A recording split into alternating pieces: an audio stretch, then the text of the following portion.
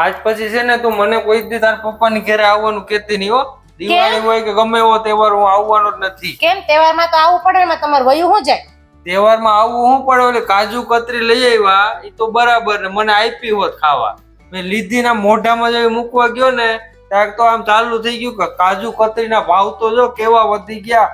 હવે ઈ ક્યાં ડિસ્કશન કરવાની જરૂર હતી જ્યાં ખાતા હોય તે ભાવ વધી ગયા એ સાચી જ વાત એને બોલ્યા હતા, કઈ ખોટી વાત તો નહોતા બોલ્યા. હજી હું 2 દિવસ પહેલા લઈ આવી ત્યારે મેં તમને નહોતું કીધું કે કાજુ કતરીના ભાવ તો જો વધી ગયા, ગયા વર્ષ કરતા આ વર્ષે કેટલી મોંઘી થઈ ગઈ. મેં તમને કીધું તો તમને કઈ વાંધો ના આવ્યો, અને અહીંયા મારા પપ્પાની ઘરે ગયા ત્યાં આ વાતની ડિસ્કશન થઈ તો તમને પ્રોબ્લેમ આવ્યો. હા રો તમારે પણ એવું ખાવા ટાણે ક્યાં ડિસ્કશન કરવાનું હતું? પછી ભલે ને બોલે ના પોહાતી હોય તો સસ્તી મીઠાઈ લઈ આવે, કાજુ કતરી લઈ આવવાની ક્યાં જરૂર? સસ્તી મીઠાઈ લે તમારું પૂરું પડે.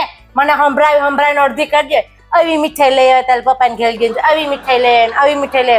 એના કરતા સારું ખવડાવે તે બર. પણ આપણે ખાતા ખાતા વાત નથી કરતા કે આ વસ્તુનો ભાવ વધી ગયા છે, આ વસ્તુનો ભાવ વધી ગયા. ઘરના બેઠા હોય તો વાત કરે. મને એવું ગયું તમારું હાલ ઈ તો જવા દે. હાલ પણ બીજી મોઢામાં મૂકવા ગયો ને તો ચાલુ થઈ ગયો. અમુક માણસો તો એવા હોય ને ખાવામાં ટૂસીને કાંઈ કે કઈ પૂરું જ ના પડવા દે. એવી વાત ક્યાં કરવાની જરૂરત? મને તો ગળે જ ના ઉતરી પછી બીજી કાજુ કતરી.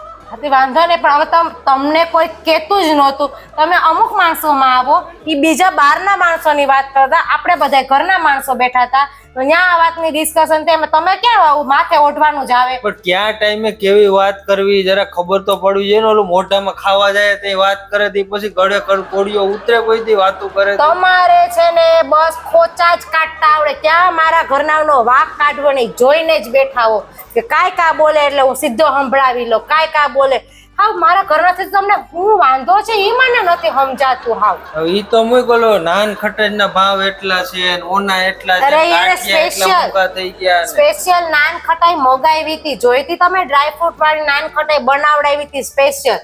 તો એ કે ને સ્પેશિયલ બનાવી હતી તો વાત થાતી. તમે તમારું વયું હું ગયું ઈ જ નથી મને તો સમજાતું. હા ક્યાં વાત કરવાની આવતી હતી? હવે ઈ તો મગાવી હોય તો ખાઈ. હવે હું એને કહી દઈશ કે આને છે ને બહારના મહેમાન આવ્યા હોય ને એની જેમ રાખજો, અને આની સામે છે ને કોઈ પણ જાતની ઘરની વાત જ કોઈ ડિસ્કશન કરતા નહીં. આને છે ને કોઈ વસ્તુની જરૂર જ નથી, ફોર્માલિટી જ બધી આને યાર નિભાવજો. ઈ બધું તો મુય કહું. ઓલું મને પૂછાય કે ચા પીવી કે તમારે ઠંડુ પીવું? હા તો પૂછ્યું ને, કહી દીધું ઠંડુ પીવું. હા તો લઈ આવ્યો હતો ને મારો ભાઈ. લઈ આવ્યો દેવડી ઓલી બોટલ આવે ને ઈ જીરા સોડા ની લઈ આવ્યો.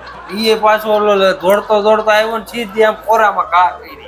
એવી રીતે કઈ મહેમાન ને દેવાની હોય તમે ગ્લાસ માં નાખીને વ્યવસ્થિત દેવાની. મજાક કરતો તો તમારે એમાં તમારું શું હોય? કેવી મજાક કરી લ્યો જીજાજી કેચ કરી લ્યો.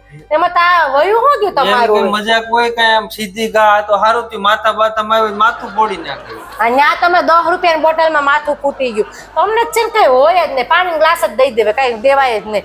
એના કરતા તમને લઈ જ ના જાય. હું એકલી જાઉં ને એ જ સારું બધી વસ્તુમાં. આ તો ઉભા જ હોય ખોચા જ કાઢવામાં.